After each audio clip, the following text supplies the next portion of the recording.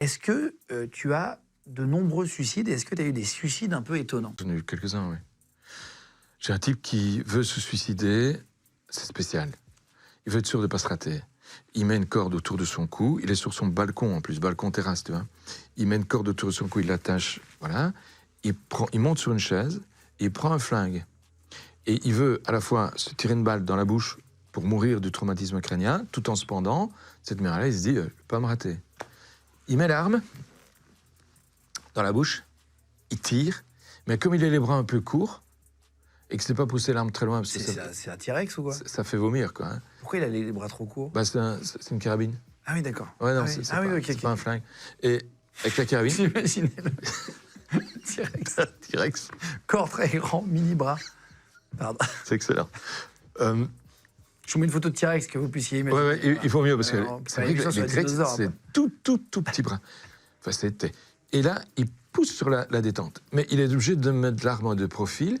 La balle rentre dans la bouche, elle sort, elle coupe la corde de pendaison. Lui, il se laisse aller. Il se dit, je vais être pendu. Il tombe en avant, il se casse la gueule par terre, il se fracture le crâne, il meurt d'une fracture du crâne. Mais non. Si. Ouais, c'est un beau. En fait, il a réussi son coup quelque part. Ah, il est mort. Ouais. Mais pas comme il pensait. Ouais, c'est ça, c'est Pas dingue. comme il pensait. Et les gens souffrent de quoi, souvent, dans les suicides que tu vois? Dépression, mélancolie. Ces gens, ils n'aiment pas la vie. Ils sont malheureux de vivre. Et là, la mort leur semble une issue, une solution à leur problème parce qu'il n'y en a pas d'autre. Et effectivement, la mort est une solution, mais le problème, c'est qu'elle est définitive. Hein. Et c'est peut-être pas non plus la meilleure des solutions parce qu'elle est définitive.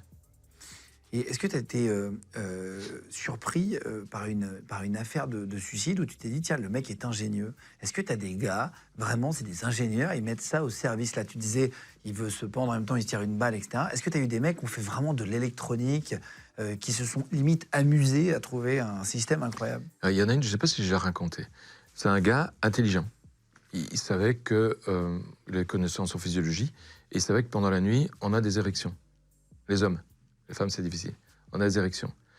Et il s'était bricolé un système électrique en air tel que, quand il était en érection, il a une plaque électrique d'un côté, une plaque électrique de l'autre.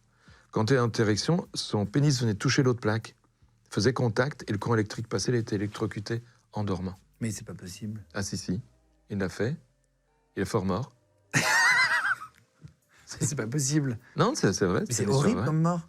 C'est un schizophrène. C'est un schizophrène. Donc, il n'était pas exactement totalement adapté à la réalité qui est la nôtre.